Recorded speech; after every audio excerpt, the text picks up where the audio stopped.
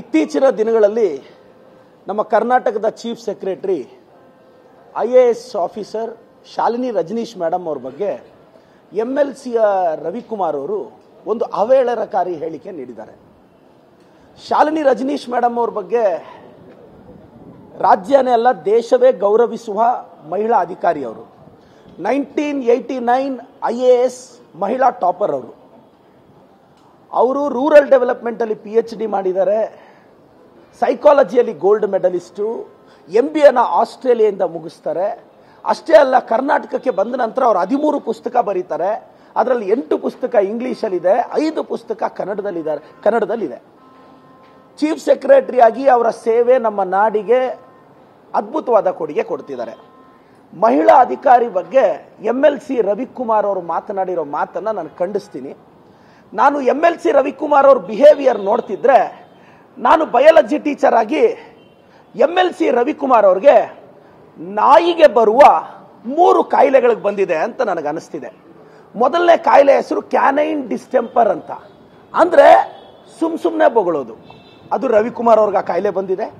ಎರಡನೇ ಕಾಯಿಲೆ ರವಿಕುಮಾರ್ ಅವ್ರಿಗೆ ಬಂದಿರೋದು ರೇಬೀಸ್ ಕಾಯಿಲೆ. ರೇಬೀಸ್ ಸಿಂಪ್ಟಮ್ ಏನ್ ಗೊತ್ತಾ? ಮೆಂಟಲ್ ಕನ್ಫ್ಯೂಷನ್, ಸುಮ್ನೆ ಕೋಪ ಮಾಡ್ಕೊಳ್ಳೋದು. ಸೊ ರೇಬೀಸು ರವಿಕುಮಾರ್ ಅವ್ರಿಗೆ ಬಂದಿದೆ ಅಂತ. ಮೂರನೇದು ಪಾರ್ವೋ ವೈರಸ್ ಅಂತ, ಇದು ನಾಯಿಗೆ ಬರೋ ಕಾಯಿಲೆ. ಇದ್ರ ವಿಶೇಷತೆ ಏನ್ ಗೊತ್ತಾ? ಒಂದು ನಾಯಿ ಇನ್ನೊಂದು ನಾಯಿಗೆ ವೈರಸ್ನ ಹರಡುತ್ತೆ.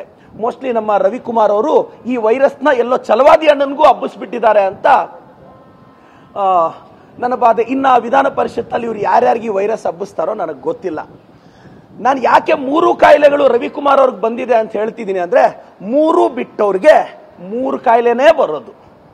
MLC ರವಿಕುಮಾರ್ ಅಣ್ಣ ಅವರೇ ಹೀಗಂತ ಜನ ಅಲ್ಲೆಲ್ಲೋ ಮಾತಾಡ್ತಿದ್ರು. ನಾನು ಹೇಳಿದೆ, ನೋಡಪ್ಪ, MLC ಅವರು ರವಿಕುಮಾರ್ ಅವರು ಅವ್ರು ಮಾತಾಡ್ದಂಗೆ ನಾವು ಮಾತಾಡೋದು ಸರಿ ಇಲ್ಲ. ನಾವು ರವಿಕುಮಾರ್ ಅವ್ರನ್ನ ಕೋತಿ ನಾಯಿ ಅನ್ನೋದೆಲ್ಲ ನಮ್ಮ ಸಂಪ್ರದಾಯ ಅಲ್ಲ. ನಾನು ಅವ್ರಿಗೆ ಬುದ್ಧಿ ಹೇಳಿದೆ, ಹಿಂಗೆಲ್ಲ ಮಾತಾಡಬಾರ್ದು. ಸೊ ನಾನು ಅಂದಿದ್ದಲ್ಲ, ಅವ್ರು ಯಾರೋ ಅಂತ ಇದ್ರು, ರವಿಕುಮಾರ್ ಅವ್ರ ನಾಯಿ, ರವಿಕುಮಾರ್ ಅವ್ರ ಕೋತಿ, ರವಿಕುಮಾರ್ ಅವ್ರಿಗೆ ರೇಬೀಸ್ ಬಂದಿದೆ ಅಂತಿದ್ರು. ನಾನು ಹೇಳಿದೆ, ಹಂಗೆ MLCನೆಲ್ಲ ನಾವು ಮಾತಾಡಬಾರ್ದು, ನಾವು ಗೌರವ ಕೊಡಬೇಕು ಅಂತ.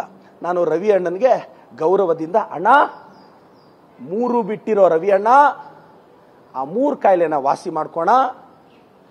BJP ಅವ್ರಿಗೆ ಕೇಳಕ್ ಬಯಸ್ತೀನಿ, ಕಾರಣವೇ ಇಲ್ಲದೆ ಬೊಗಳುವ ನಾಯಿಯನ್ನ ವಿಧಾನ ಪರಿಷತ್ತಿಗೆ ಹೇಗೆ ಕಳಿಸಿಕೊಟ್ಟರಿ ಎಂದು ಜನ ಕೇಳ್ತಿದ್ದಾರೆ. ಅದಕ್ಕೆ ಉತ್ತರ ಹೇಳಿ ಅಂತ ಬಯಸ್ತೀನಿ.